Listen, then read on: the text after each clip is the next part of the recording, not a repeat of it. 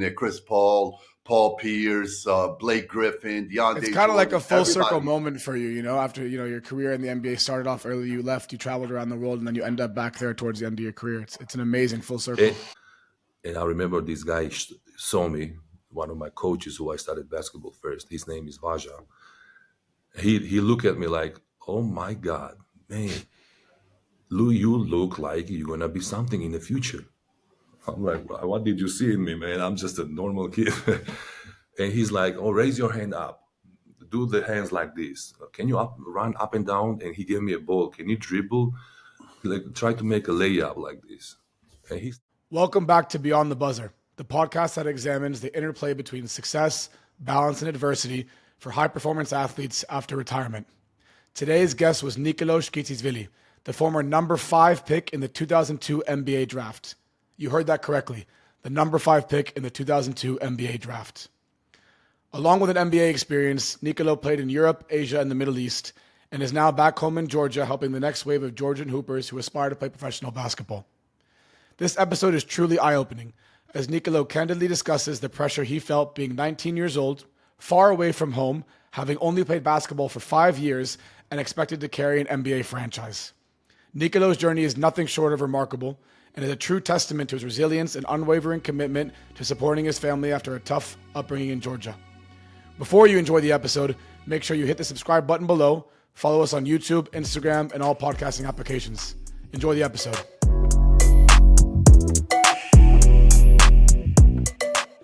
Nikoloz Tskitishvili, welcome to our show, man. It's a pleasure to have you. Thank you, man. Thank you for having me. What up, Skeet up, baby? That's what we call him, Skeet up, booty. What's up, Sam? It's been some time, Sam. It's been some time. It's been a long time since we saw each other or talked to each other, man. I'm so happy to have you on. I'm so happy to see you. But man, I'm happy to see you, man. Likewise. Nikoloz, Sam was telling me you guys shared an agent. Do you remember the first time that you met Sam? The first time, yes, we shared the same agent, Ara Vartanian, and first time. Shout out to Ara. What up, Ara? Ara, probably he's watching us right now, man. Right.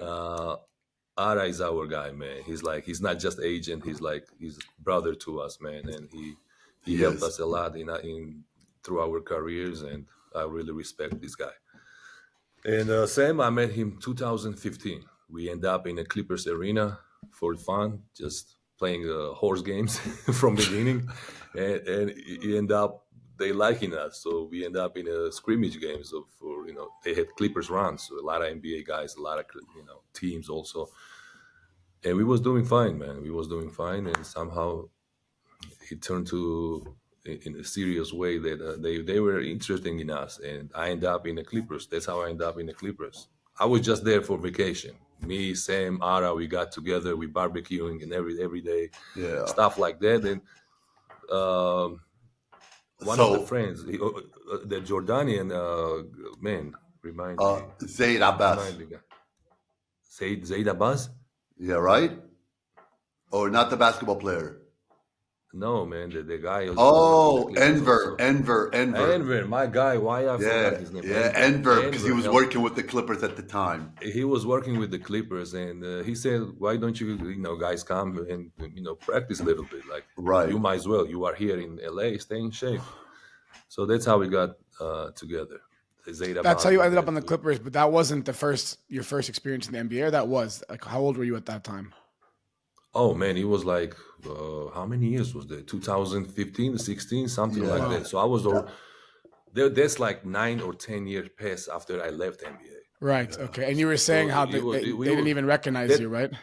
That was another surprise. The first surprise was like I was drafted, at a very young age and number 5 pick, and another surprise was like, man, I just come here for my brother and my friends, and I was like 34 at that time or something like that. Yeah. 33, wow. 34, 30 something. Abudi, I remember we were in the gym, so we played pickup ball, with a lot of NBA guys who were in there. Best runs in LA, hands down. So Skeeto, usually we get there early, we're going through a workout, and Skeeto shooting the shit out the ball. And everybody, I see everybody's eyes. And, you got the assistant coaches and assistant GMs there, everybody watches. So I walk up, I'm like, you guys don't recognize who this is? They're like, no, man. And I'm like, No, they didn't know no, my. Yeah, they didn't know. yeah. They didn't remember me probably. I'm like, this is the fifth round. This is the fifth pick in the draft, 2002. I'm like, what? And then he started playing. They're seeing this guy screen and pop, boom, Cooking. dribbling the ball. And sure enough, man, he got a camp invite, and he was with the Clippers, man. From these runs that we're playing 4 days a week with the Clippers. I mean, it was everybody was in there: Chris Paul, Paul Pierce, Blake Griffin, DeAndre. It's kind of like a Jordan, full circle everybody. moment for you, you know, after, you know, your career in the NBA started off early, you left, you traveled around the world, and then you end up back there towards the end of your career. It's an amazing full circle. And I don't blame them not recognizing me because I'm a different guy. Like you can't even compare me to 18 years old. I was so skinny, man. They couldn't even recognize me. Like from 200 pounds, I was like 280 or 275 when I end up with the Clippers. So Well, we'll definitely get into it. I don't want to get there too early. We're going to tell your full story because I know there's a lot to talk about. But before that, as you know, we have our little shot clock section where we ask as many questions as we can in 3 minutes, get some short fire answers, think of it as like a warm up, and then we'll dive into the interview. Sounds good. Skita, where do you currently live right now? Right now, I'm in Georgia, capital. Who was city your of first Georgia, role model in Tbilisi. basketball? Oh, and Tbilisi, you were saying, sorry. Tbilisi, yeah. I would say Michael Jordan, man. I think that's the reason a lot of people start playing basketball, and my reason was that too. Michael Jordan. Best player you ever played with? Kevin Garnett, Steve Nash. I would say two guys. Favorite non-NBA league you played in? ACB, we used to call ACB League, Spain. Spanish League, and I love Lebanon, so I would say Lebanon also in Asia. Favorite moment in the NBA? Getting drafted for sure, if that counts, right? Of course. Definitely counts. Hell yeah. Getting drafted was like huge for us. It's unbelievable. Who was one teammate that you wish you had on every team? Steve Nash, probably. Make me look good everywhere, probably. Love that. Big Love man Steve always Nash. needs big man always needs a good, smart point guard. So Like Sam. either Steve Nash or either Sam Douglas. There you go. There we go. Skita, what hobbies do you have outside of basketball? What hobbies do you have outside of basketball? I'm very bad at hobbies, man. I'm a chill guy. No cooking, no dancing, nothing? No. He hold up. dances.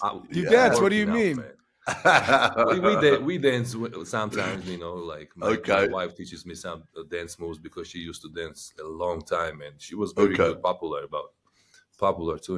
And sometimes she teaches me some dances, but very difficult, man. It's very hard to dance. It takes a lot of footwork, a lot of energy, man. It's harder than playing basketball, actually. I agree. And my hobbies actually is working out, lifting weights, and obviously I'm in the gym all the time. Not that skinny 18-year-old anymore, huh? Oh man. Who's the best coach you ever had?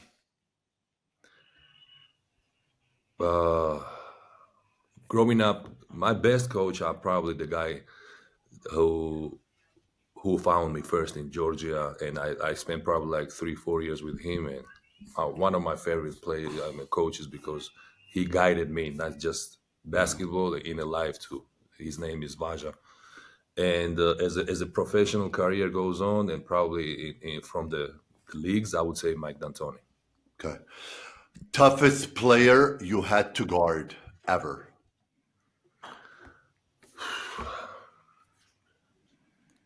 I would say no. Okay, of course, everybody knows how hard to guard Kobe Bryant and Tracy McGrady. I had the opportunity because they used to play. I was so skinny and I was quick. They used to let me guard those guys. But I remember I guarded Michael Jordan when he was 42.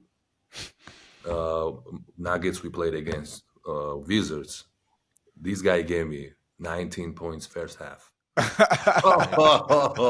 You cannot relax on this guy. Like, okay, his athleticism, his quickness was gone, man.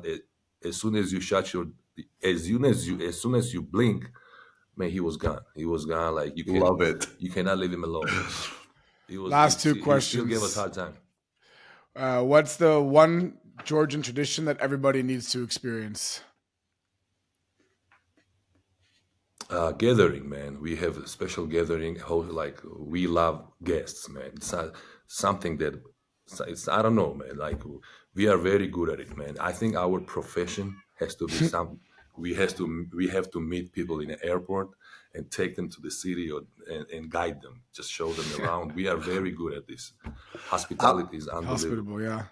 I love it. and I love it. and we do gathering. We do big, huge gatherings, tables full of food. We like wine. Georgian people love wine. Actually, we make a lot of wine. I start to get into it too. I make my wine also, but I'm not as a business. I'm just enjoying and That's learning. nice. That's a hobby. That And counts as a hobby. Yeah. yes, definitely. And I would say hospitality is that they have to experience here.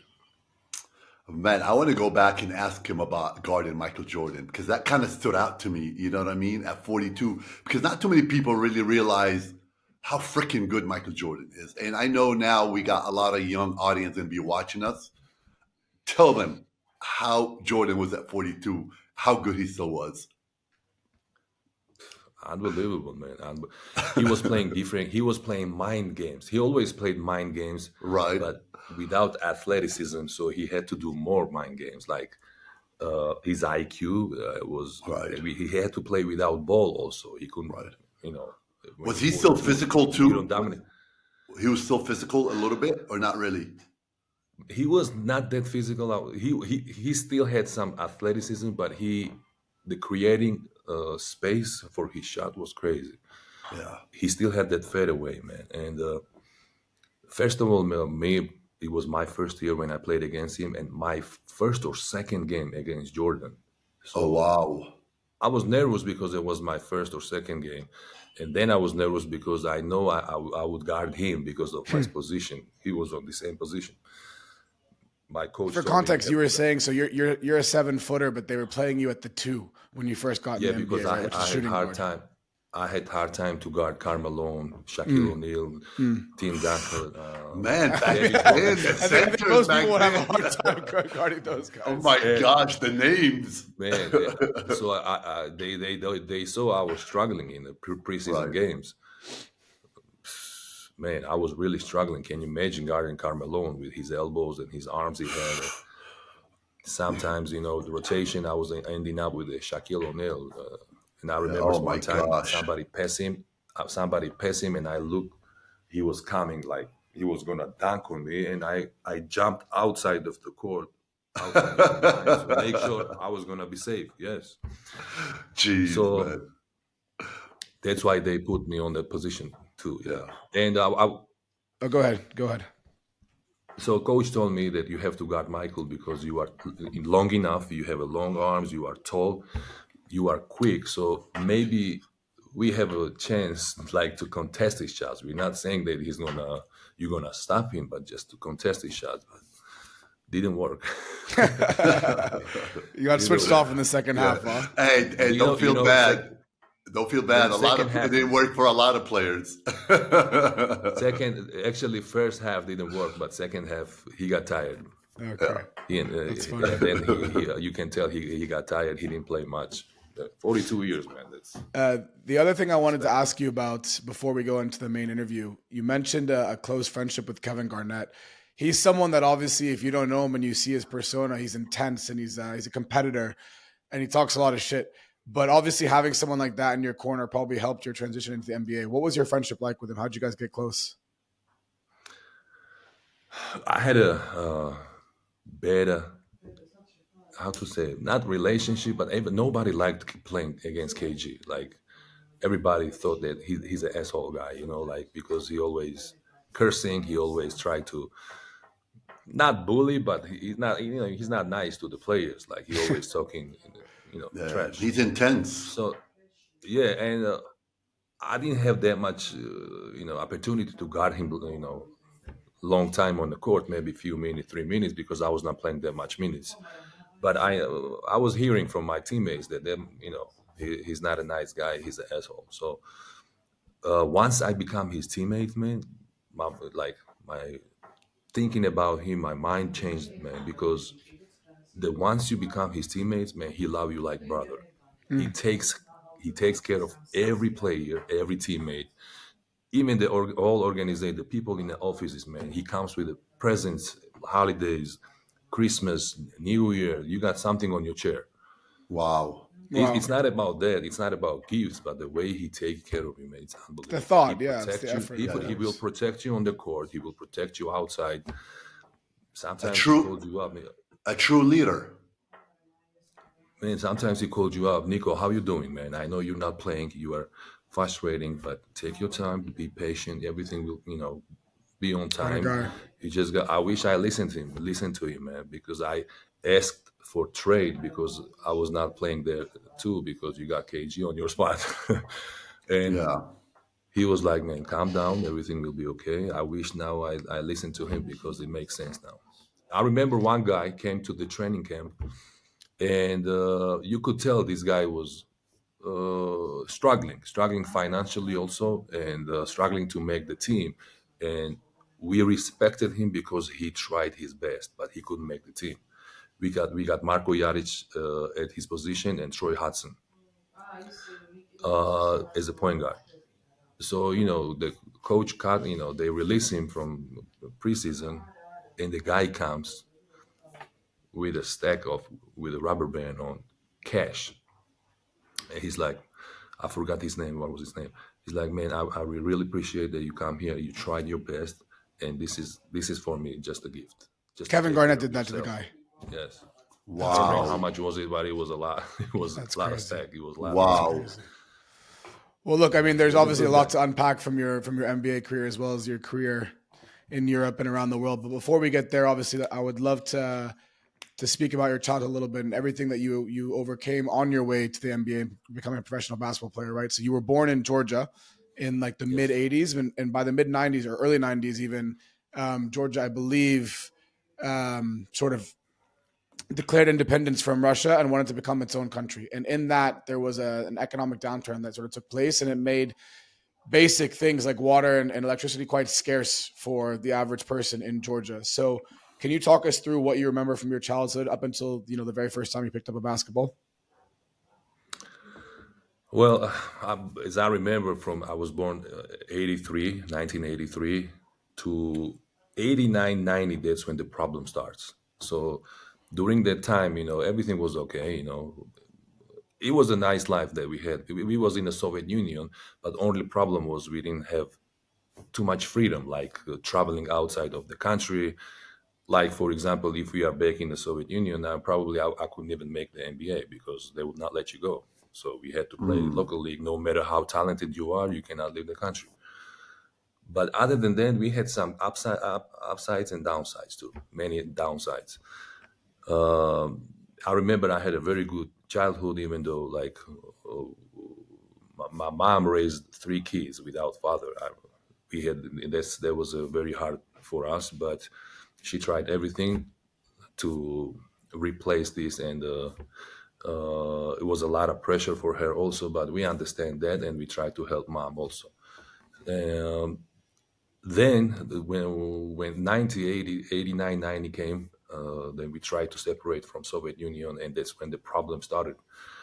It it becomes so hard for everybody, man. Even just to live here, forget about basketball, man. Just can you imagine living without electricity, without gas, without heater, without even water, man? We didn't have water at home. Not because catastrophic thing happened or something. No, because they punished us. Because okay, if you guys want to be independent, if you guys want to go out and be in the European Union or somewhere, then you take care of yourself. Then we don't. You guys don't need us anymore. So they shut down everything. So I would say like 2 or 3 years we continually more actually. From first 3 4 years it was very bad. Like Right. it would be days and weeks that we don't have water.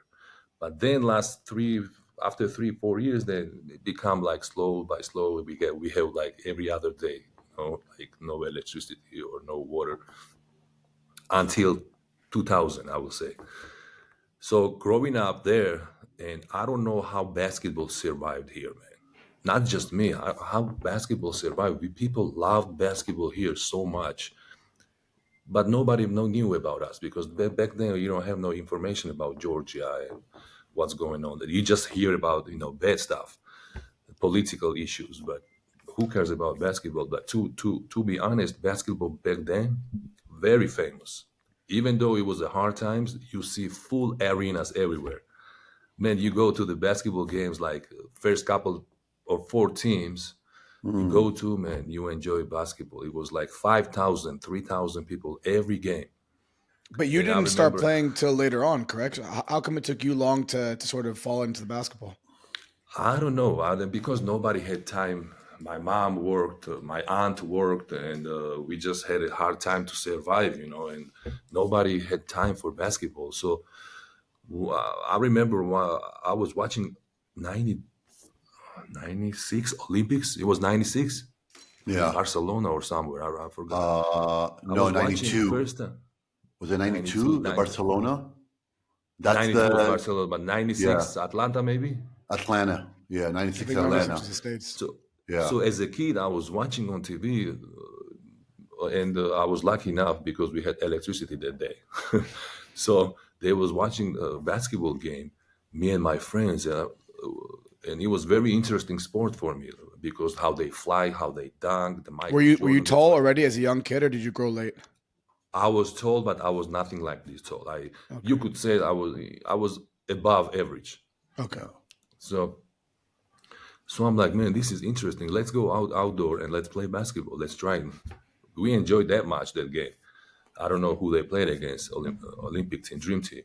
So the first day I tried basketball, second day I tried, and man, everybody was surprised, man, how quickly I was figuring out and learning this game and how good in the streets. I'm not Hmm. talking about as a Of professional. course. So everybody offered me to, why don't you try and go play basketball because you got skills, you are tall enough. So one day, 2 day, 3 day, everybody, every day they keep telling me. So I'm like, I went to my mom. I said, I want to try playing basketball because everybody tells me I'm good in playing basketball outdoors.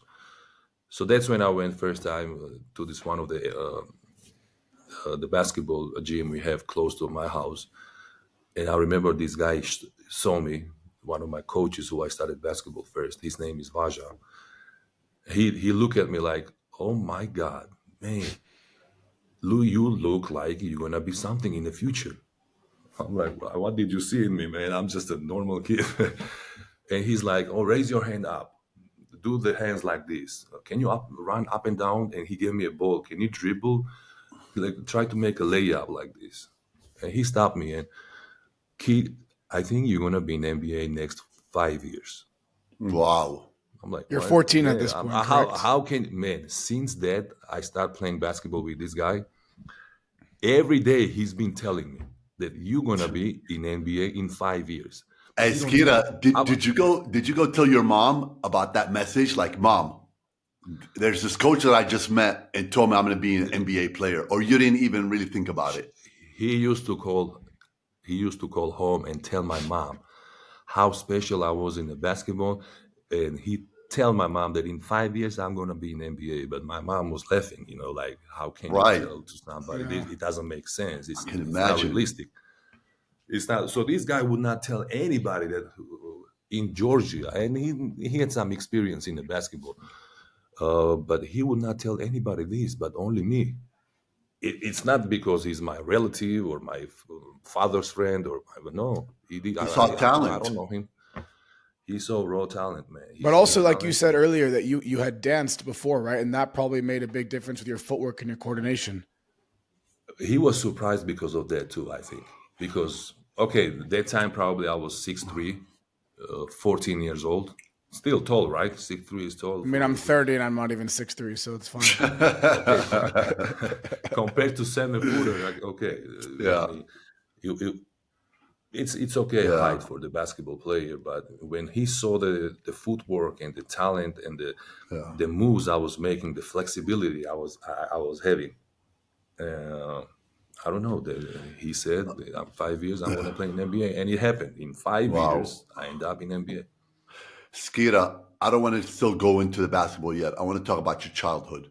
Do you still remember those days in the late 80s, early 90s of the war? And how would you compare that with what's going on right now in Georgia that we're seeing on the news in the past few days that has inspired? Do you feel like, oh, this is about to happen again? Can you share light on that? Man, the only thing I can say, I don't want to go through with this anymore. We already Yeah, see the struggle. We already see, I don't know, man. We went through the hell, let's say. So I right, don't want my kids to go through this anymore. Because these days, people are so comfortable, man. If my kids or anybody's kids see no electricity or no water or no nothing, they will not survive. They will not, it will be problem, man. It's right. psychological problems. It will create not just a war. These days, kids they cannot stay 1 hour without phone. So can you imagine that? Back then, we I'm, didn't have that, so we didn't know much about it. So we just have to I think we just gotta not panic, stay calm, and let the time control everything, and let the politicians control. Sometimes we don't trust politicians, but there is no other way. Like every people will try to involve like they are politicians. They criticizing but we're not politicians, bro. We don't study that. For right, example, me, they ask me a lot of opinions, what to say, and a right. lot of sport people for basketball, they say their opinions, but the country is split in a half right now. One guy wants this position, and one guy wants the other position, oppositions. So look, if I say something, I'm enemy for these guys. So I'm gonna lose a lot of friends. I'm gonna lose a Right. lot of some family members involved too. That's So let's Let's let's just avoid wait. having you do that on our podcast. That's a huge.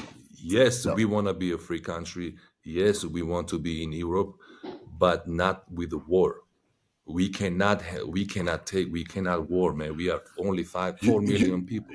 you know what's crazy? That the word war, it's being inspired all over the world right now. Like we're seeing it, like it's becoming the norm. Like it's just so easy to disrupt countries nowadays. I know we're talking about sports, but at the same time, it's so frustrating. You're seeing it all over.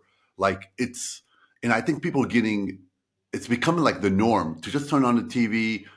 This happened in Ukraine, Georgia, Palestine, Lebanon, Syria. It's like, and people are becoming a little bit immune to it. I feel like I mean, when is this going to end? I know I don't want to go off a topic, but I mean, it's just becoming the norm. It feels like. You're right. You're right. Especially, man, it's 2024. It's gonna be 2025. So 21st century, man. We're not in a 1940s anymore. Right, The countries, the world involved. Like you see, it's in a peak, man. It's sports or economic wise. Every country, man. Probably there are some countries that people they didn't even know about us. Everybody knows us, man. And right. we got some famous people too, like in sports, maybe in politics too. Why would you need to do and destroy all this? People live comfortable. People finally feel comfortable, man. There was days that people struggle, people die hungry. People die hungry. It's very, very rare now, and people dying hungry right now. Everything involved. So I don't know, like you said, Sam, like you turn the TV on, all you hear about war everywhere.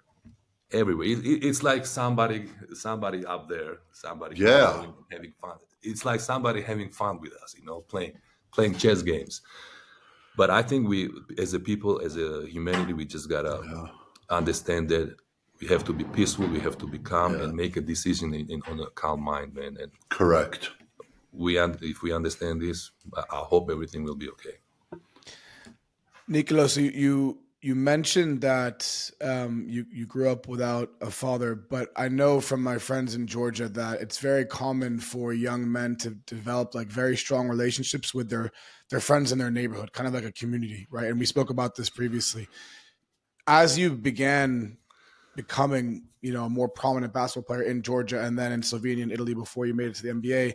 Do you feel like you were seeking out this sense of brotherhood in basketball, and that's what also drew you to the sport? Definitely, definitely. Well, like I told you, when we was going through these hard times, all we had each other, man. Not just my sister, my mom, and my brother. As a floor that we lived, four families in one floor, right? And you got like 12 floor building. So all the floor we were engaged together, man. I remember Wow. I go to my friend's house. They have friend house come to my house. Uh, the families, their mother come to my mother for like just having conversation because I mean, what else to do? You go outside, you got tanks. You go outside, there is shooting. So we all stayed together. We cooked together. Because we don't watch TV too much because we don't have it. We talk about politics, relationships, some old stories. We have fun. We make some funny stories. It's like we grew up in a big family, and not just that building. The whole block we was together. We was playing basketball together all the time. We was playing some games like kid games, and that's why I had so much love for them and so much memories. Then when I left this, I had a hard time, man. I had a hard time to go to Slovenia So just for our after that. listeners, you spent 2 years playing in Georgia and then got your first contract in Slovenia, correct? Yes, my first contract was in Slovenia. 2 years, no, it was 4 years, but I had to leave after 2 years. At what Then age is that? that's 16, 16. 15, Okay. 16, I guess. 15, Okay. 16, and 17. That's when I got into Italy. I spent Okay. 2 years only out of 4 in Slovenia. Okay. Then Benetton found me through this camp they do their big man camp, and Okay. because I had the issues in Slovenia, it was a very good club, Slovan. The name was Slovan. Yeah. Good organization, but they were always late payments. And Yeah. me, I needed to get paid on. Not even. I'm not talking about every month, but Right. because I had to support my family. What was going on in Georgia? We had to eat. Oh, so At this that's point, your so mother. yeah. Sorry, So that's yeah. Go ahead. So that's the reason why you left, because you needed support the family, like you couldn't stay home. Yeah. They were Okay. struggling paying on time, like 4, Okay. 5, 6 months sometimes, and No. I mean, that's why you left home to go to Slovenia, so ah, you can provide for the family. That's the main reason. one of the biggest reason. Okay. Probably if we had the financial stability, like if we had the league that for like Slovenia that you get paid, I wouldn't leave probably, right? Okay. Because I was so connected, I was so into Georgia and into my family and into my neighbors, and You wanted to help your I would mom. You know, what I mean, that's definitely. it's only normal.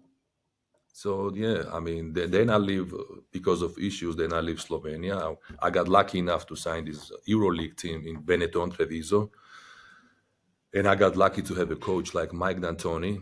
He guided me a lot. He was kind of like giving me uh, lessons like how to live in the states when you. And I was like, why this guy talking to me about? He knew what was going on, but they were not telling me that I was gonna get drafted. And he called me. I'm inviting you, Skira. My wife just cooked some good food, and I want you to come over and we talk about some stuff. Talk about life. They will talk about, and he was explaining to me about NBA, That's about crazy. life in the states. So I was like, oh, interesting. And that's after a few months, I found out that I was on draft list. Okay, so you found out you were on the draft list, and then what transpired from there up until draft night? Did you move to the States? Did you stay in Italy? How did you end up actually achieving your dream and getting to NBA? I was uh, I was still in. I haven't finished the season yet in Slovenia. I mean, in Italy, and the scouts they wanted me to go do NBA workouts. You know how the draft workouts go, like before you get Hmm. drafted. Because we were in the playoffs in Italian league, and they wouldn't let me go because we need this guy. We are in the playoffs, and we cannot let him go to do some workouts. And they used to calm down, and most of the teams they did workout for me individually in Treviso, in Italy. So, and the first time, I will tell you the funny story also. First time I found out about getting drafted because the team would not let me know, nobody. One of the journalists called me from Georgia, and he's like, "Hey, Nico, congrats! You are on the draft list. You're gonna get drafted." It's early in the morning, man. Early in the morning, so I pick up the phone. I'm like, "What is draft, man? What are you talking about?" I have a practice in 2 hours. Let me sleep. So when I woke up, I go to the practice and I tell them, like, somebody called me and they tell me that I'm getting drafted, and nobody say nothing. Like my teammates, my coach, and we don't know nothing about that. So then I go to Benetton office. So I meet one of the GMs of the team. I'm like, "Man, tell me what's going on. I think I'm getting drafted. So what does that mean?" So he's like, "Yes, yeah, Nico, we try to, not tell you because we was not sure enough, and we want you to stay focused. We want you to stay humble, and when the right It's crazy time how back then, comes, by we the way, will it's not like you can just go on your phone and look it up. Like, they actually are the ones that are withholding information from you, and you probably wouldn't know unless that guy called you. True. Yeah, because I didn't have an internet and laptop back then. It was 2001. 2001, so it was, the information was hard to get. And that's how I found out, man. And then after I talked to a lot of people, talked to the journalist, and that's how I engage into it and learn about NBA draft.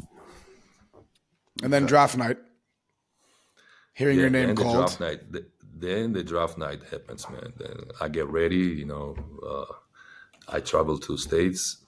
I make sure I had to order nice suits so I look good. You got to. And That's the I most was important part. Man, I was the only guy who was wearing You had the suit. Was it white? What kind of suit did you have on? I had the gray Italian cut, skinny. You know how they, tight, how they like tight. Right. They're what they wear right now. So I used to wear 20 years earlier. And my game was like that too. I played my game they play right now. 20 years. Pick and pop, shoot, dribble. Right. So when I got to the draft night, man, everybody looking at me. What is this guy wearing, man? Because everybody had the baggy stuff back then. Yeah, you remember the gangster style, Yeah. man? Like a baggy, man, Right. huge. Like I'm like, what are they wearing, man? I thought not just the suits, like the even talking, the slang and the Right. living style was like, man, it was totally different planet for me. Did you know? Go ahead, Sam. No, I wanted to ask him, who was on that round table with you at the draft? Who was there? Was your mom there? My mom was there. My Agent? My table. My agents was there too. Mark Fleischer, Stephen Human was there too. Okay. And there is many tables, so Yao Ming was not there because he had a season in China. But he was on that draft. Jason Williams was on the table. So- but you don't know because sometimes you at the table in VIP and you don't get drafted.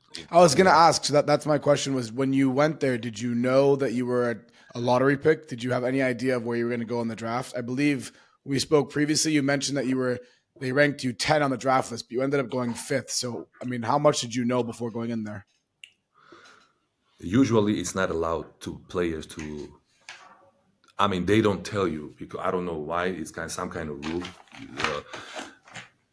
technically, but they do tell you, like through Right. agent or the team I will was just gonna- call you and. Yeah, I was going to Or say the that. team will call you. Our team will call you. But they kind of like they will tell you that we like you, but we're not gonna draft you. They're not gonna say we are drafting you. So, Skira, so you didn't have any workouts prior to the draft, like individual workouts with teams, or you did? I didn't have. I only had workouts. They used to come in Treviso in Italy, Oh wow! So you didn't have and these individual workouts with teams flying around with like different teams the way they do. me and Yao Ming, we didn't have it because we Oh, were okay, in the season. okay, He okay. was We were in the season, so we couldn't make it. So like 4 or 5 scouts, not all the teams from all the teams, but maybe from 4 or 5 teams, they come down and they did some workouts for me.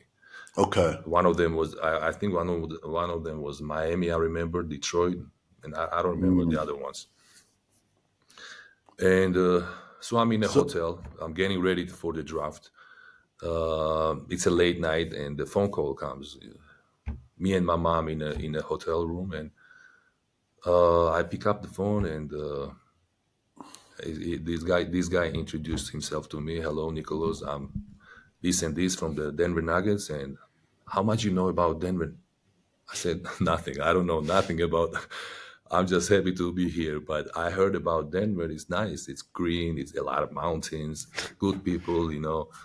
Uh, I see a lot of movies about Colorado and cowboys and stuff like that. But that's what I know about Denver. And he said, "We not guarantee you anything, or we don't know. We just like you."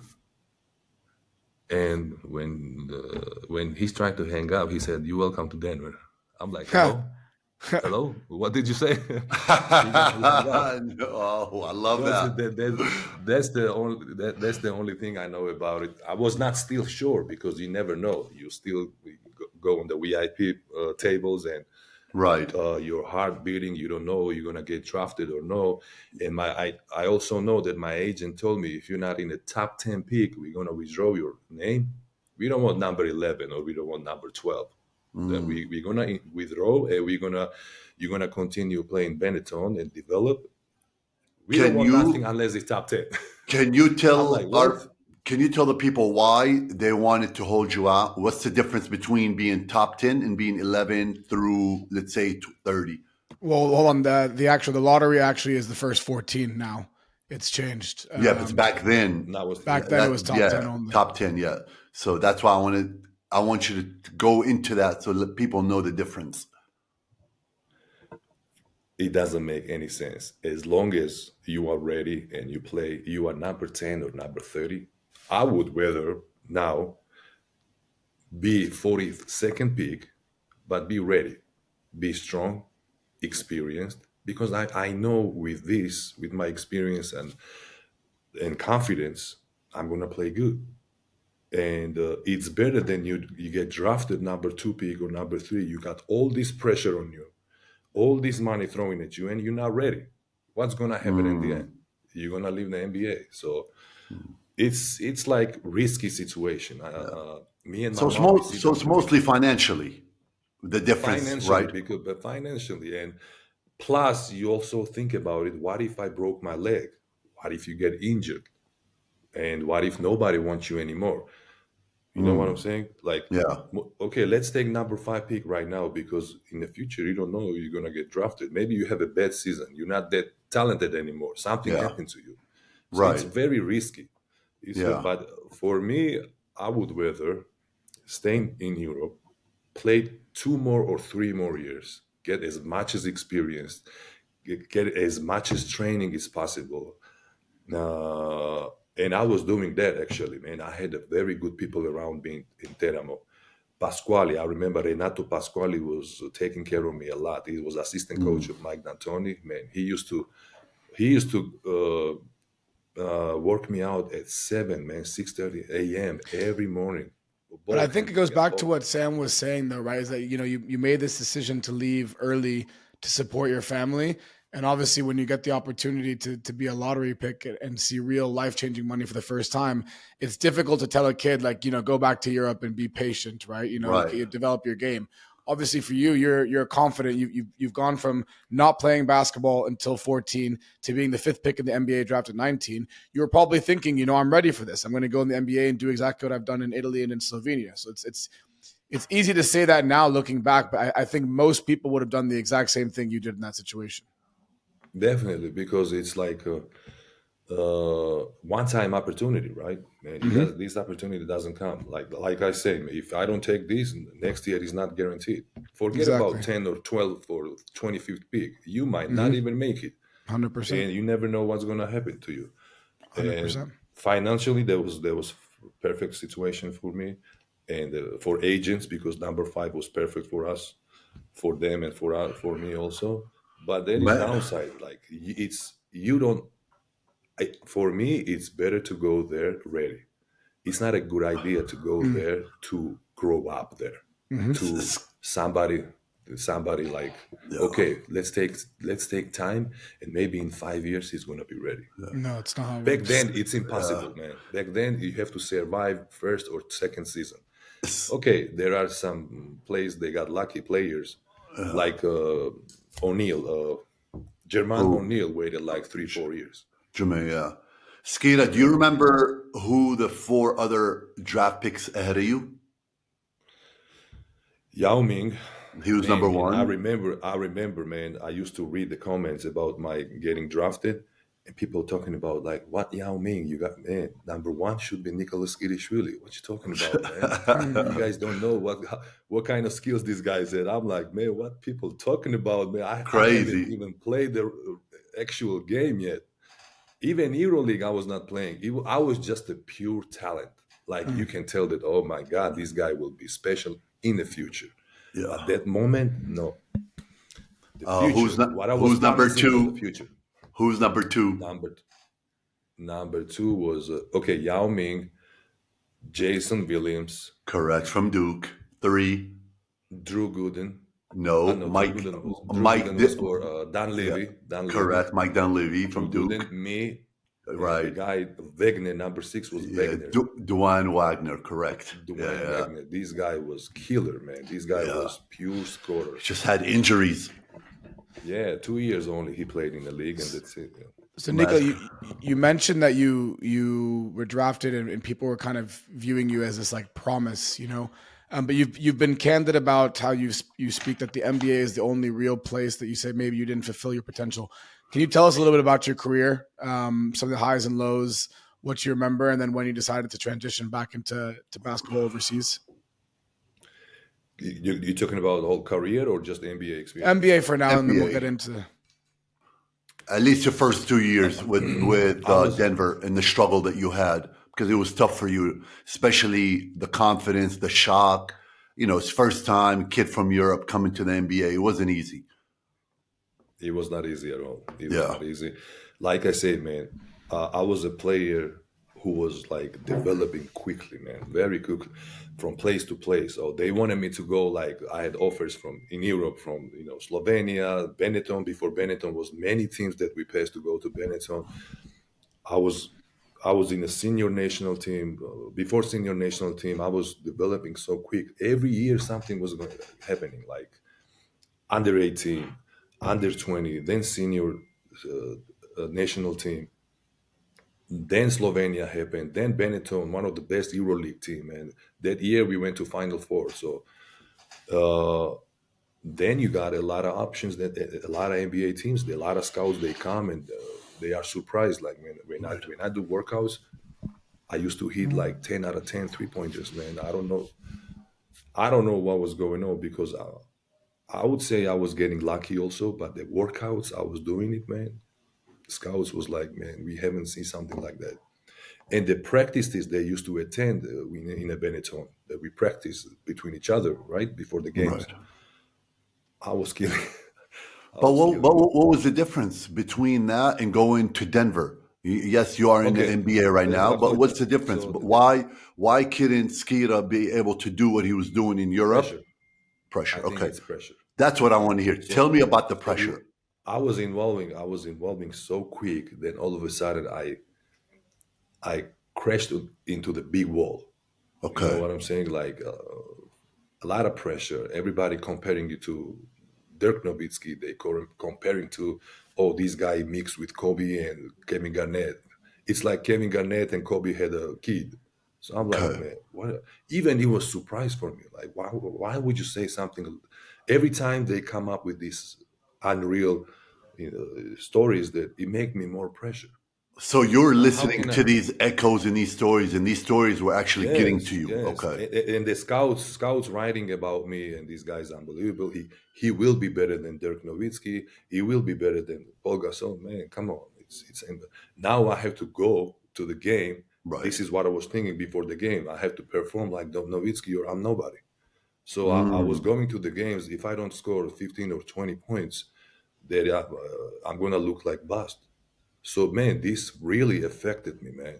And Wow. you know how hard was me like to rebound against David Robinson or you score against Shaquille. You know how hard was it every point?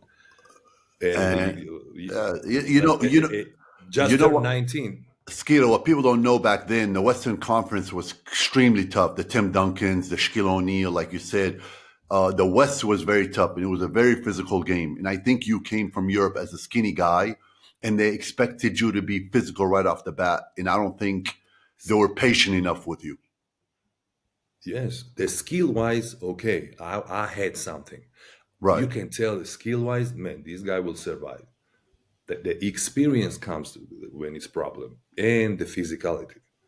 So I remember when I used to do all this cross and the spin move, boom, man, I hit somebody like I had bruises for like 2 days, Because man. playing against, I strong do men. crossover, I do crossover or I do something pump fake and drive.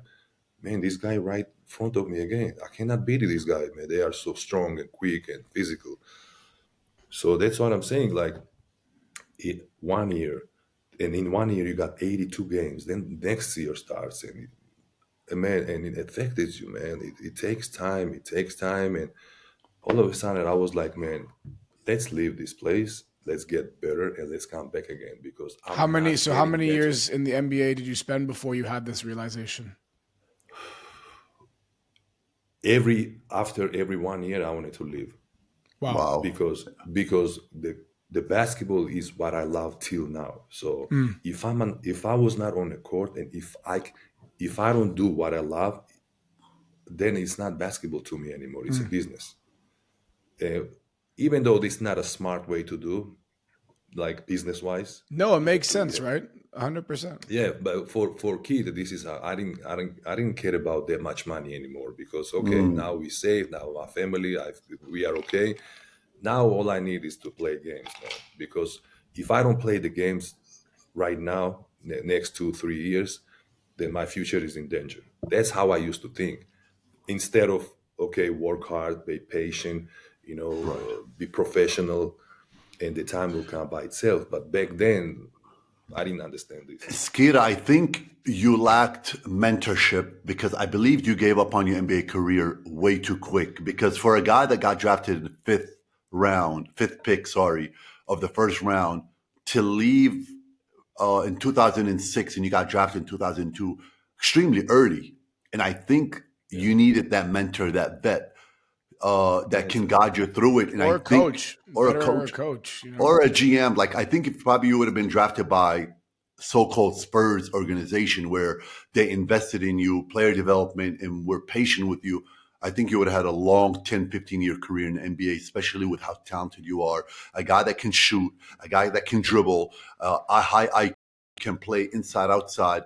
It's kind of frustrating to me knowing you, the talent that I know Skira is, and to see you only put in 4 years in the NBA. It's definitely frustrating. Frustrating, a lot, of course.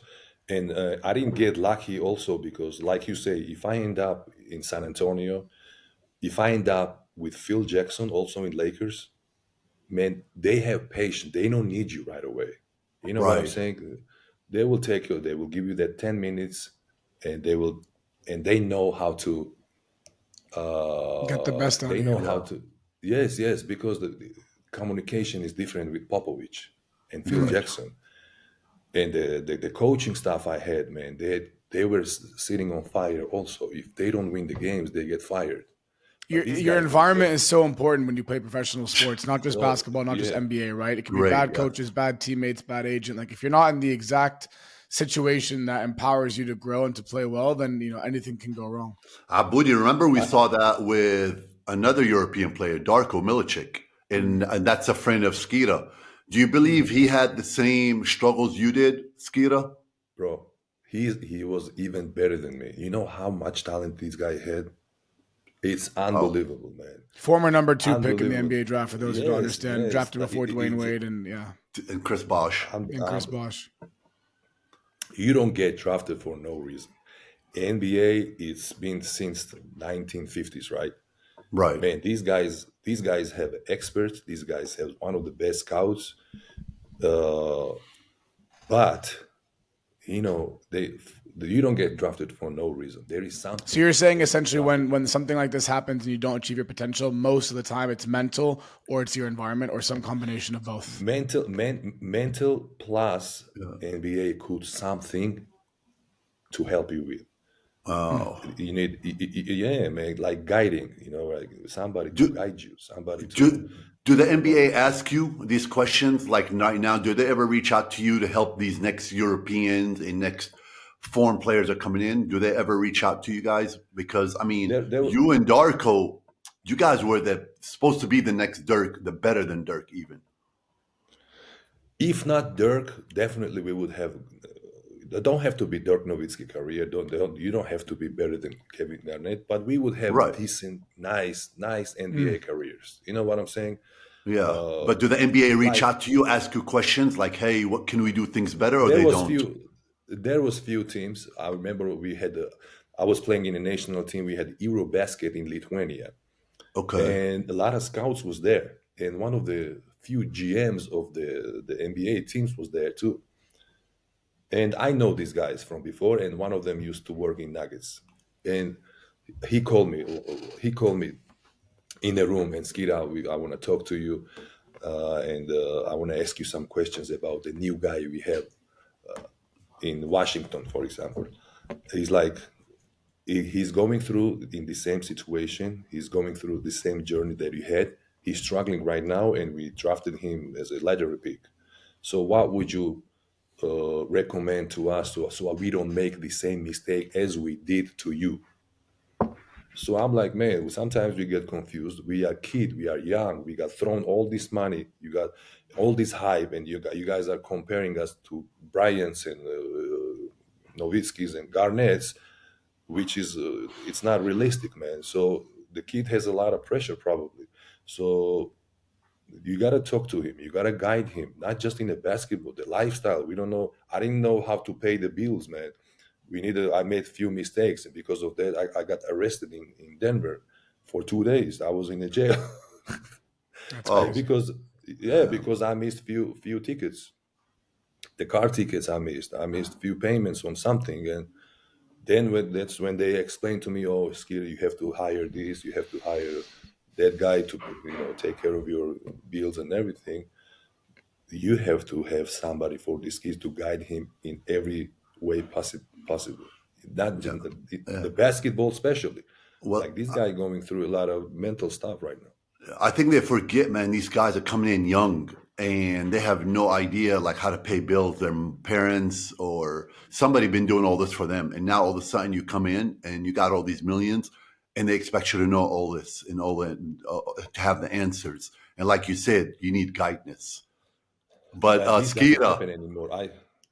This doesn't uh, happen anymore, man. it I doesn't, think right? it's Yeah. now It's they doing better job with this, man. They're even doing that in the G League, Skira, now. Like even in the G League, they're doing it. They're educating players. So I can imagine at the NBA level.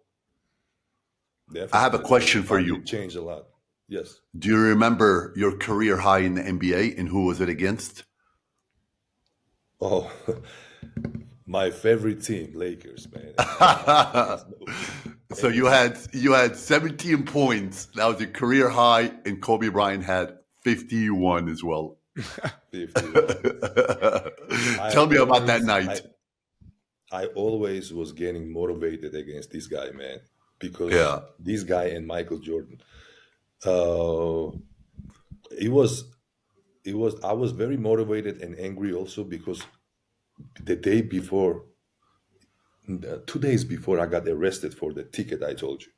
So Oh, I come outside, man. I was so disappointed. I'm like, why did I do to get arrested for ticket? How in Georgia this is not how it works, man. Like we pay the fine, but you don't take somebody to jail for the right. unpaid ticket. So I was like, I was upset. I made nervous my family. I got my family angry. I missed the flight. I had to pay a lot of fine for that because the flight was going to LA for the game. The team fined me. The ticket Damn. fined me. The police, they paid me a lot of money. The bailout fine, man. So I'm Jeez. so mad. I'm so mad, and I know I'm playing against Lakers, and I know I'm going to play against Kobe Bryant. So I was so motivated, and angry. Since that day, I'm like, please arrest me every game so I can have the career highs, man. So I had 17 points, yeah, against Kobe Bryant, and Kobe You had a just great had game. 50. You played very well Yeah, in that game. yes, against Yeah. Kobe, I love to play, man, because Yeah. growing up, Kobe and MJ was my heroes, man. So you left the NBA in 2006 and you played all around the world. You played in Spain, Italy, Greece, Iran, Lebanon, Japan, and China.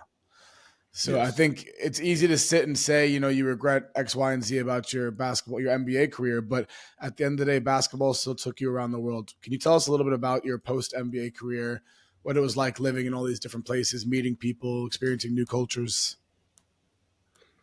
First of all, it would be nice to continue in NBA many years.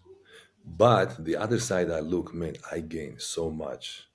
So I travel so much. I meet people, different culture, different countries. I got so much experience now in the basketball, in the culture. Can you imagine, man? I don't know how many countries I played, but a A lot, lot. a A lot. lot.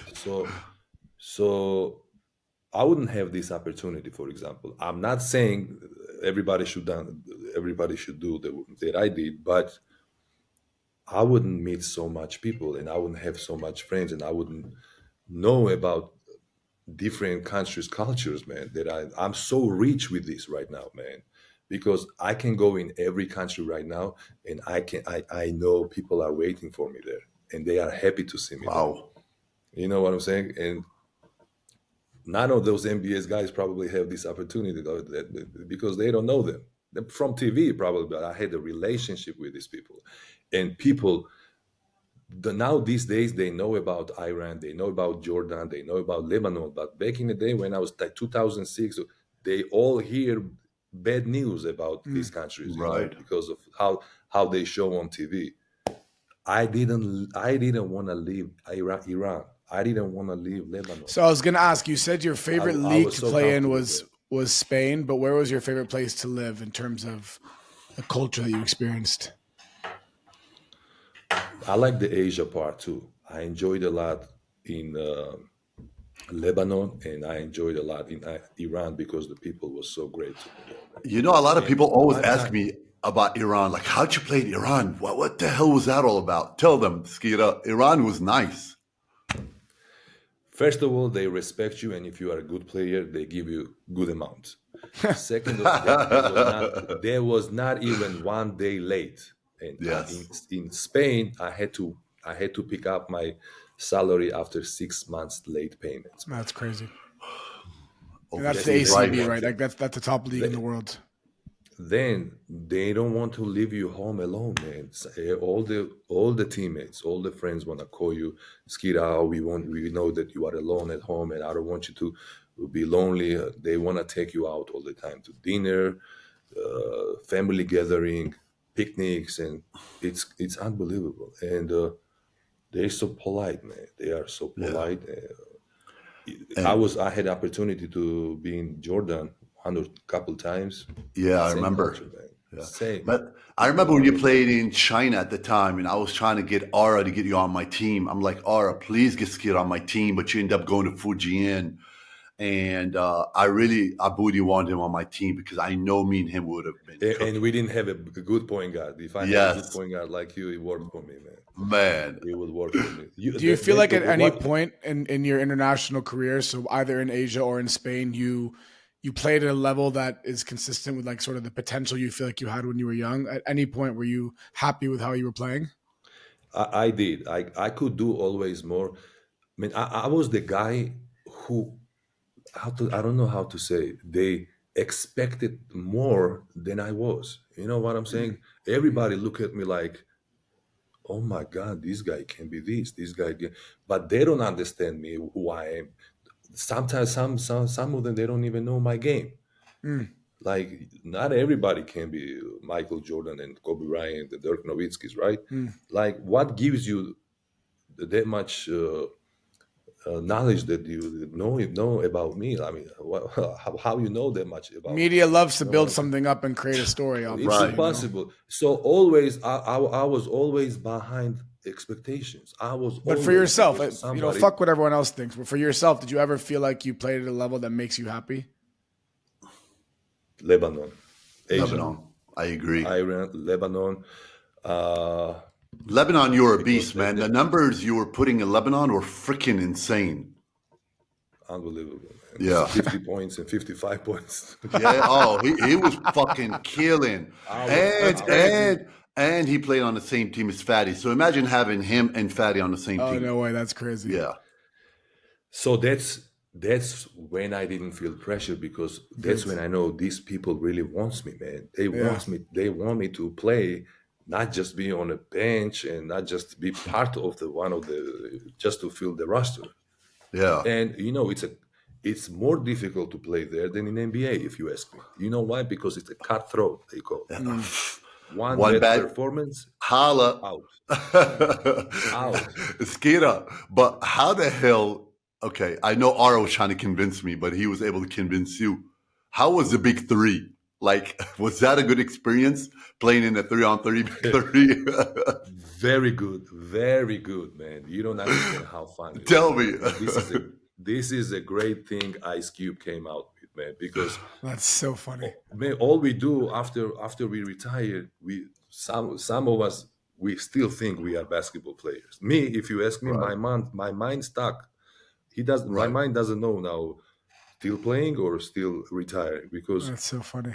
I cannot expect this. Accept Right, this. right. I cannot accept. So that's why I'm working out always. I create my national team of veterans now when we have a World Cup now in Sweden. That's And cool. plus 40, Shit. plus 40. And I'm Plus 40. enjoying playing. That's so fun. Yes. Yo, there's a team from Jordan going. They're trying to convince me to play. I'm like, I know I'd be cooking our booty on the court, but I can't do all none of it. You should do it, man. You will enjoy it. No, man. You're But in how? great shape. But You was know, it? you cook. But how was it? Was fun. it a good was fun, league? man. Right. It was You good. guys stayed in a good league, very good Okay. league. A lot of people come show up. They try to make it like 3-on-3 NBA kind of thing, like five-star hotel. The flights are business class, and they pay weekly, not monthly. They pay weekly because the season is short. Right. If you are a captain, they give, captain of the team. You get paid more, and if you are just a player, you get less. And Okay. we get together. All these guys, we know each other from before, so they are my Right. age or maybe a little older. But we stayed in the same hotel. We get together, we hang out together, we talk about old stuff. We go to dinners, and Ice Cube always do, Amazing. That's great. Ice Cube pre-game parties, like one day before and after game parties. It's not something crazy like club. No, but it's just clubbing like or for you to something. connect with old friends. In the obviously. in the hotel. It's like friendly environment. You know what I'm saying? I really respect this guy, man. I only knew him as a rapper, and I thought he was like a gangster, image. But Right. man, this guy, Businessman. business. That's amazing. Well, that's a Very good nice transition. guy. Very Love it. He will sit down with you. He will sit down to everybody. He sit down with me, and we talk about some stuff. We talk about Georgia. We talk about some business. I even offered him like few Chinese players. I said, Ice Cube, I got an idea. I'm sure maybe you had this idea, but why don't you bring like ex-famous NBA Chinese players? China is big. It's a big market. So why don't you make one team for them? It's going to explode, man, even more. And he's not a like, bad oh, good idea. He sit down with me and he talk about this, man. He's a very nice guy. So he is Well, a this businessman. is a really good transition for the last part of the interview. You retired from basketball in 2019, and earlier we spoke about lack of a mentor in the NBA. When you were drafted, were you at all helped to understand about the importance of like saving and money, investing money, doing something outside the sport, so that when you retired, you could transition into life easily? Or do you feel like retiring was a very difficult part of your life? It wasn't actually. It was from one part because the way I approach sport and the way I love sport. You know, not because of financial stuff. I didn't. Thanks God, I didn't have a problem with the financially. Thank Yes, I God. did spend some money, and I like to have fun when I was in NBA. And yes, I would love to be more controlled there with somebody who guide me. But thanks God, I know how to control myself. You know, I know my limits. Only problem was retiring, that I was said I'm gonna leave the game, you know, Mm. and Yeah. also I'm gonna leave the game knowing that I didn't full show myself, show my skills, Yeah. potential also, and that was the only problem. But as a knowledge, I remember NBA used to send us their people to kind of like give us lessons and speeches about, you know, how to invest, how to save money. Some guys, some young kids, they listen, some guys they don't. And the only good thing I did, I listened when they offered me to invest some money in a 401k, Mm. 401k, 401k. Yep. which Yeah. is, you know about that, right? Yeah. Retirement plan. And every year you can invest like 20 or 30k, and it's been like 25 or 22 years already. And you don't touch this money unless you need. No. So Yeah. you know Exactly. what I'm saying. And when the pension time comes, then you know you save. Do you think that your the way you view your career, and maybe that you didn't show the NBA your full level, that's what's made you want to go back and work in the federation in Georgia, because you want to help kids that maybe will eventually follow your same path, but you want to make sure that when they get there, they take full advantage of it? Definitely, one of the reason is this, and also it's that this is what I know. Whole life I've been doing basketball, and I think I have more experience than most guys, probably because I don't like to talk about myself, but I think so because I seen a lot, man. I seen many countries. I seen many basketball, and how I know how things works. And I don't want to be somewhere else. I don't want to be in politics because I don't know politics. I Mm. don't want to Yeah. do other stuff. Maybe some little businesses, okay, but this is what I know the best. And my goal and my wish is to have an academy also, like Sam does, so I can. And a lot of people calling me if I'm opening, because a lot of kids want to work with me because they know I'm working out with the kids, and You I should do come a lot see of, Sam's Academy in Jordan, by the way. It's like, even me definitely. as someone I who would. retired, I work out with him every time I'm back. It's an amazing, amazing Yeah. academy. I would love to. I would love to. And I have my few kids that I'm going to the gym and I'm working out with them, Right. and the people heard that I'm working with these kids. So now everybody wants Mm. to have academy so they can come and enjoy and get better. So maybe next year I'm gonna have academy. I'm hoping. We'll see. Yeah. Skita, can you hear me? Yes, yes. I think your federation is lucky to have you. You are the right man for the job, and your insight and your experience is huge, and they're lucky to have you.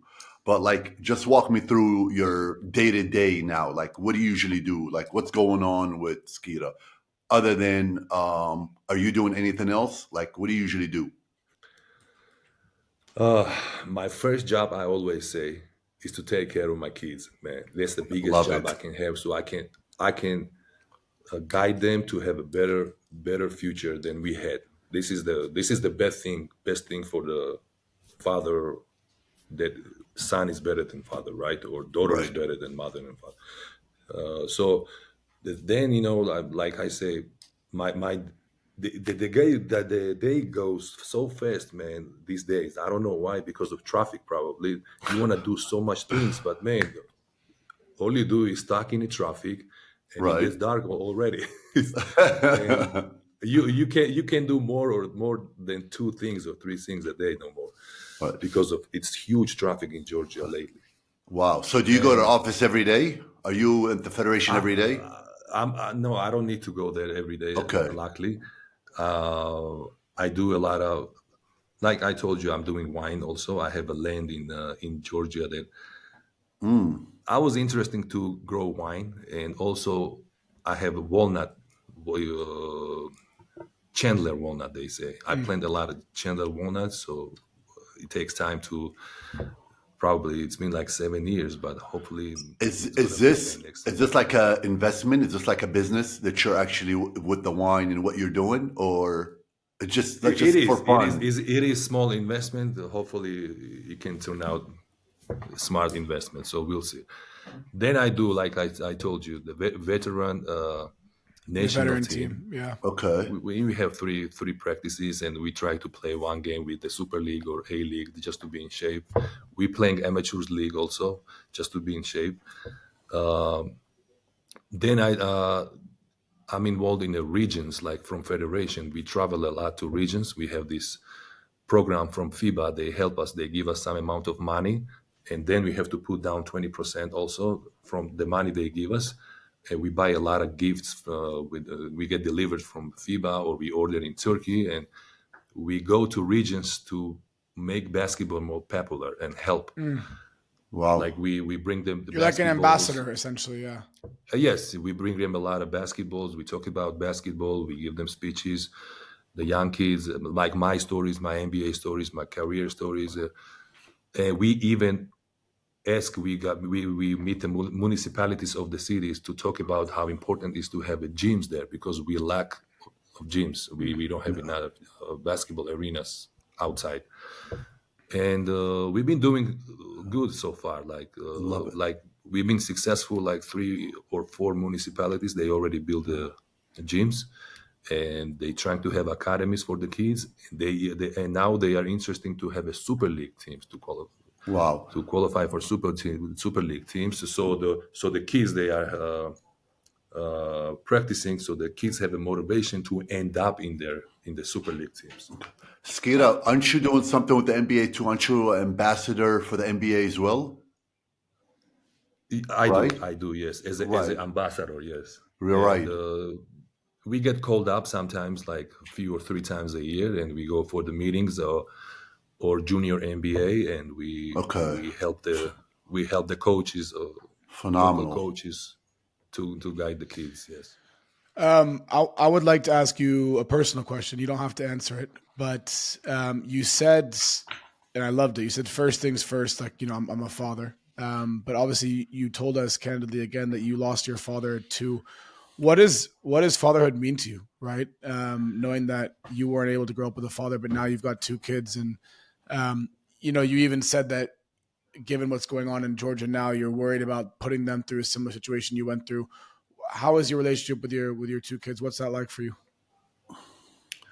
With my kids, how is the relationship? Yeah, because like you were right. That's a good question, because I have this. It's always going to be emptiness inside, because you never know like what it's going to be like if I have a father. Mentor, man. I think this is what I lacked.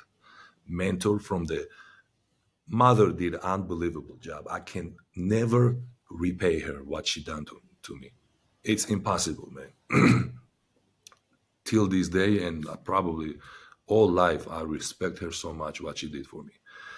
But it's different when 2 raising you, and one is mother and one is father. Father figure, you know how much it means for the person. Right. And I always think, what if I had a father, man? It feels like you have a son, like backbone, like confident more. You know what I'm saying? And somebody that tries to, mentor and guide you. And this always in my mind, that because I miss this, I want to do all this to my kids. So make sure what I didn't have, make sure my family and my kids have everything from my part. So, It's not about financially or something. Everything, man, support, yeah, emotionally, emotionally, yeah, Emotions, all yeah. that. Yeah. How old are your So kids, Skira, now? 14, oldest girl, Then I have a 11 years old girl, Are and are the they in boy the is sports? 6 years. Oh, so you have One three. is a Yes, one is a dancer like her mother, Okay. and the dance I used to dance, traditional dance, and she's good. She's good. The I, problem is, I think she's gonna be very tall, so I think I don't know. Then 11-year-old Eleni, she plays tennis, and I okay. think she's gonna be huge, big girl. We will see now. She's getting better in tennis, but I'm just offering her to play basketball because I know But how Abudi, by the tall way, she's gonna be. his wife is pretty tall too. That's Just so that's funny. why. Oh, really? Your No, wife. no, No, your your wife. wife. No, I still don't have a wife. I said Abu's wife. I said Yeah, Abu's wife. no. No, Skeeta's Yeah, wife I is mean, tall. 5'11". That's it. That's all for a woman. Taller That's than tall me. for a woman. That's a tall for a woman. Combine it with a 7-footer male, you're gonna have Yeah. 7-footer kids.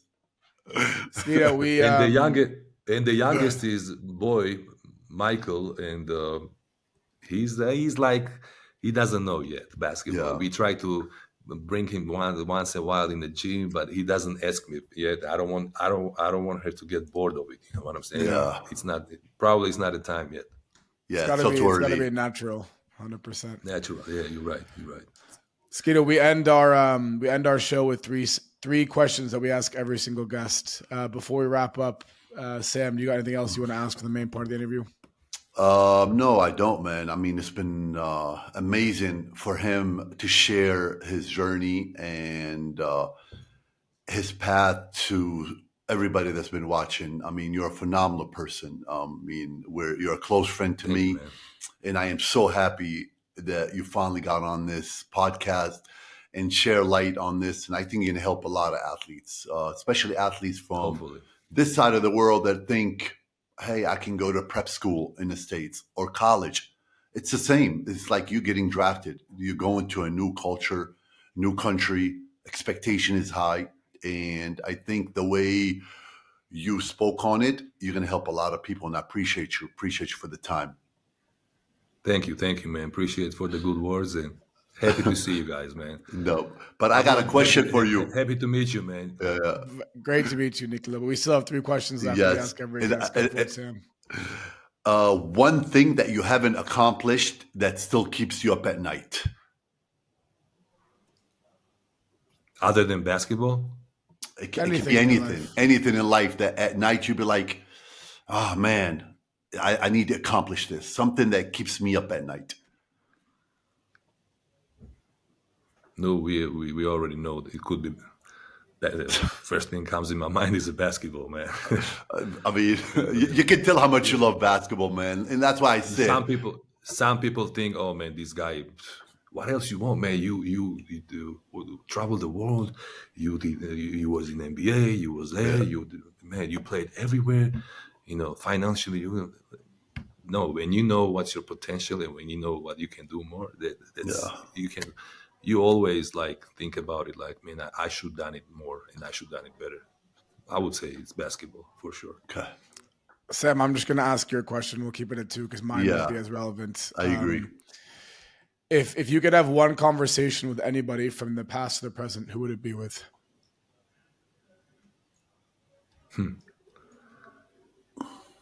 Probably I was always when I was playing basketball and when I was getting successful, like for me it was success, right? On my journey, a lot of failures, some success. What if there was a father figure in my house, and when the hard times come, talk to him? You know, when I, what if we went all through these hard times all my life? I mean, growing up, and all of a sudden we become successful. What if I had a father with me and he was a part of this also?